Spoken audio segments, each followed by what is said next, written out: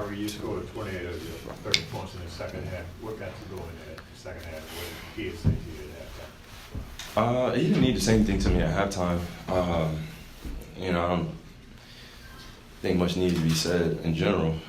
Just because it was a tie ball game, I felt like we were playing pretty well. Everybody touched the basketball pretty often.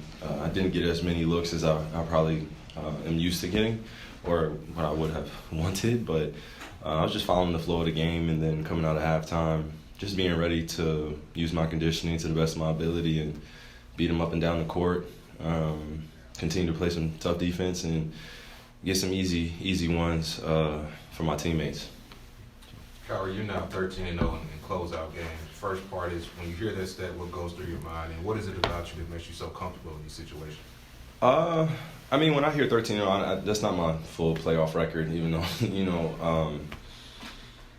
I've had my fair share of battles with some of my peers in this league, but when I think about the 13-0 in closeout games in general, I just know we just got to get there to that point to be able to be ready to have the other team submit, and it's one of the hardest things to do as a competitor is to have your opponent concede or submit. And I do want to take this time to give a respectful shout out, and also show my respect to the Clippers organization and the players that we went up against, my peers. It's always fun, and they got me better. And I told them that after the clock went on zero. I just thanked each and every one of them for getting me better and challenging me, and doing all the things that you would want as a competitor. So it was healthy, the series, just for us to continue to grow as a team, continue to develop what our identity will be moving forward. And you just got to relish in those moments where you get a chance to go against some of the greatest in the world, and you're in Game 6 on your home floor. The record doesn't mean anything when you go out there. You still got to finish the job. So that's what I was thinking. Kyrie, Coach Kidd discussed your perception in the past. He had nothing but positive things to say about you. You've become like a fan favorite already in Dallas. What does that mean to you, just the fans just embracing you here so far? I've been in this league for a while now, so I'm just grateful for those that have been with me since the beginning and those who are still rocking me now, all the new supporters. I'm grateful for them. It's a whole new generation that's watching me now, so I'm aware of that. Very responsible with what I say and what I do and how I approach my day-to-day life. And as a young person, I can say this, I wasn't really thinking about any of that. I really didn't have the understanding of who I was as a person to myself, and I had to figure that out. And then what you're seeing now is just a version of me that I'm proud of. I look at myself every day in the mirror. I give myself affirmations, and I meditate, I pray, and I'm just more consistent with my daily practices to help me stay grounded and balanced. And part of knowing who you are is knowing where you come from. Been on a spiritual journey, figuring out who my mom's side of my family is, figuring out some family members from my dad. So basketball was, sometimes not the priority, but I was in season. So then probably things got mixed up emotionally, and I think people prejudged me without knowing who I was and knowing who I am, and not really knowing where my family comes from. And all that is just part of the process of growing up in this world and growing up in life. So it's no time to blame anybody or hold grudges. I just look at it as an opportunity to help the next generation see that you can make it through the fire and still rise like a phoenix. So. Hey, Kyrie, a lot of your game is talked about on offense, but your defense, 2 blocks, 2 steals. Coach Kidd, before the game, he talked about your competitive nature, being willing to take those challenges, like tonight in a closeout game, guarding James Harden. What does it say, and what is your assessment on your defense and how important it is to your game? Yeah, I think I'll echo kind of the same sentiment and statement I had the other day of just some of the best to ever play the game are recognized for doing it on both ends of the floor. And in order to make an impact on the defensive end, you have to be well-conditioned, and you have to have that extra gear to be able to be able to guard the best of the best. To make the best of the best miss, you have to make them feel uncomfortable. You have to know tendencies. You have to study the game of basketball, and you also have to appreciate their greatness and not disrespect them. So I try to have that approach and maintain that consistent mentality that, I'll be able to make more of an impact if I'm doing it on both ends of the floor. My offense can come and go. I feel like I can, play with the best of them on that end. But defensively, that's where I want to make my mark. And I know that it galvanizes the group as well when they see me doing it. So just leading by example and also trying to be up there with the greats, man. That takes consistency and takes the will that comes from internally. Kyrie, 2 quick ones for you. First playoff series as a member of the Mavs, how did that feel, just having the AAC rocking while you were kind of closing out that game? And then secondly, what has kind of the camaraderie been like with the team through this first playoff series, and what have you kind of learned about the team? Yeah, I genuinely believe that, we grew closer as a group, not even just playing games. We did a lot of things off the court together, and we have a relatively young group as well. They're all pretty much around the same age, so they like the same things. They listen to the same music. They enjoy playing video games. They love doing the little things that, kind of make them happy and keep them grounded. So for me, I've had to come to understand that this is a different era. I'm a different leader in a different era now, so I have to approach them a little bit differently to get the best out of them. And once I was able to do that, then, I know they're all self-motivated, so I just try to give them that encouragement, that positive reinforcement that they're doing the good things, and also push them to do more for themselves, to push past what their potential is right now. So sometimes they can't see it, but you got to challenge them in a healthy way. So I feel like I've done that alongside the coaching staff. Jay Kidd's been great. Just coming in and having these man-to-man talks that we need sometimes. Even though we have women in the locker room too, our women are allowed to have a voice too. I just want to make sure that. But we have these conversations where it's just honest, and we need that. And to answer your first question, AAC was definitely rocking. I remember Maxey hitting, I think, a 3 tonight, and I had never heard it that loud in there. So it's just to see the fans' reactions, to see them appreciate the game of basketball and also their home team, it feels good, and you feel right at home, like, just playing well. And even when we're not playing well, they still try to give us energy as best they can.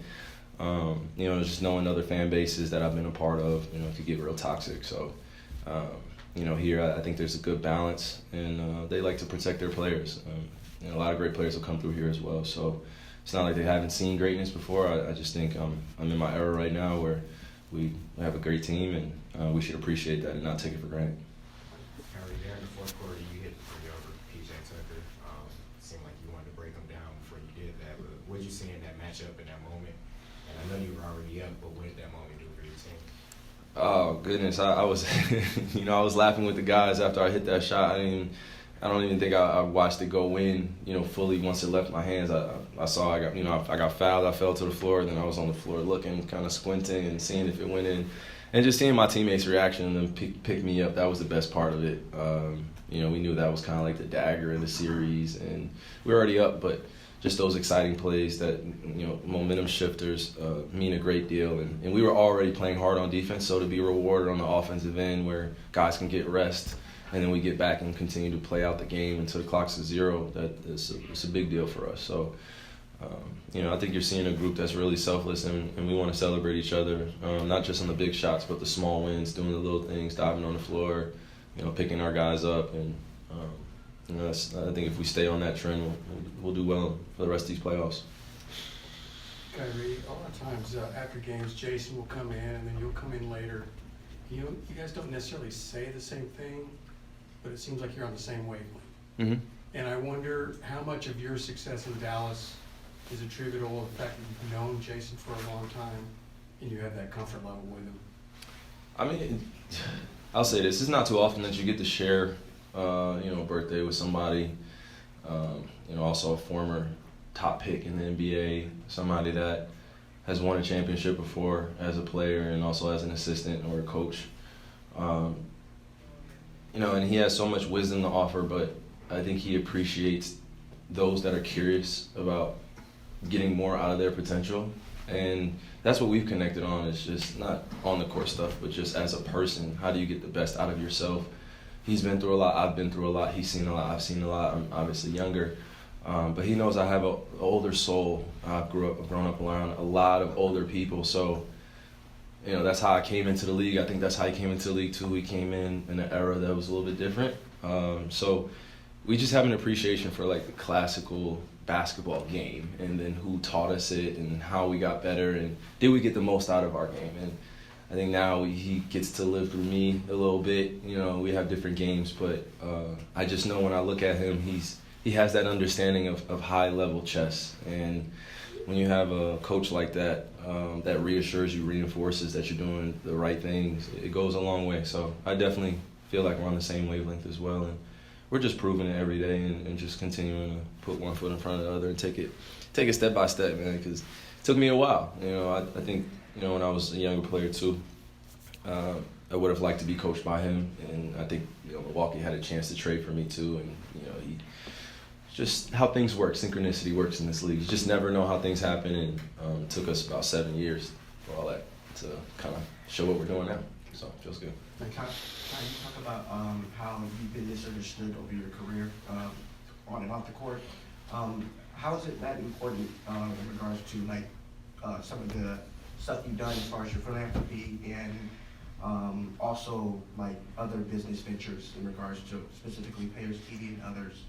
I guess why you've taken that opportunity to go that route, I guess you could say. Yeah, in my life, humanity, I want to see them be liberated from all evil and, you know, racism and bigotry and, you know, religious extremism that really divides us all. You know, I'm always going to stand on that side of wanting to see everyone be liberated and also see unity. So philanthropy is not really just philanthropy word. It's just how I was raised, and if I had $1 on me and it was my last dollar, I would give it to someone that needed more. I had a shirt on my back, I would give. That's just always how I've been. I've been a sharer. And if you know anybody that shares a lot of their belongings, you know that they are usually the people that get taken advantage of the most. And I had a lot of pain when I was growing up, so sharing with the world or sharing with my friends, that made me feel happy. That made me feel good. So I just carried it on once I made it to the NBA. You know, and just got on this platform to be able to make a bigger impact for the next generation and those that are watching me. But yeah, to answer your first part of your question, a lot of people call me misunderstood, but I think I would like to change that narrative a bit. You know, some people have spoken for me on behalf of me, you know, and they don't really know who I am, or and that's okay, right? Like, I'm a public figure, but my social media is not who I am. You know, when I come up here, I don't get to fully be who I am. I try to show you guys as much as I need to.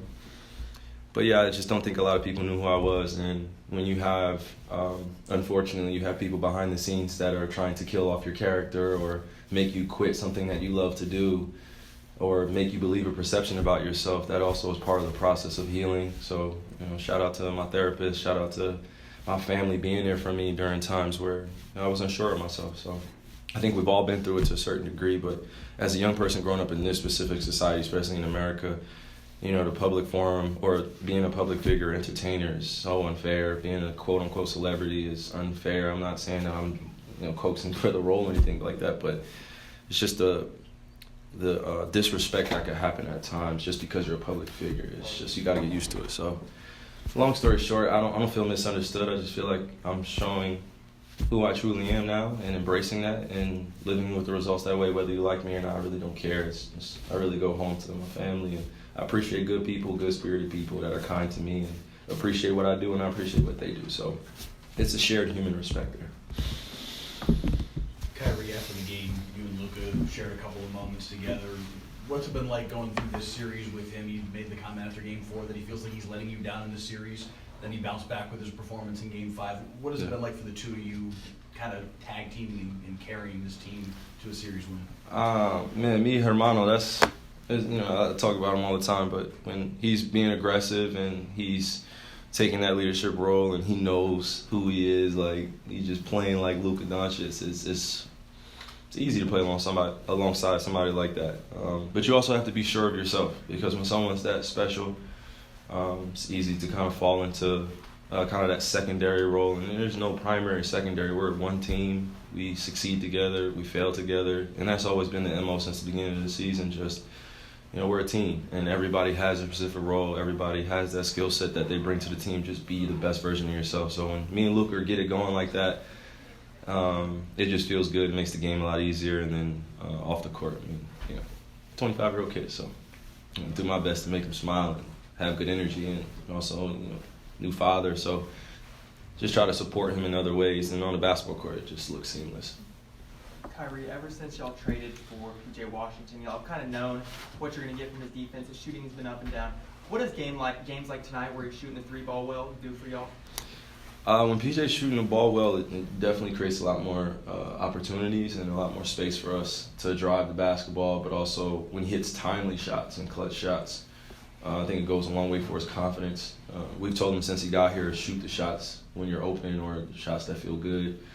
We don't really care about the percentages. We just want you to have a good foundational base on your jump shot and believe in it and have that confidence, and the rest will handle itself. You know, we have enough scorers on this team, but when you're wide open, shoot the shot with confidence, and we'll keep crashing for you and we'll keep feeding you the basketball. But just keep doing the little things to get us these wins. So, All right, thank you. Thank you. Yep, appreciate you. See you next series. Go home, you guys. It's time to go home. It's 12:54. It's about to be 1 a.m. It's a good series. I wanted to ask you about Oklahoma City. I think Yeah. Oh no, 20-minute flight. It's gonna be summertime at OKC. Latest in the beef. Oh, I heard that Drake dropped something and then Kendrick dropped something. I'm about to listen to it in the car right now.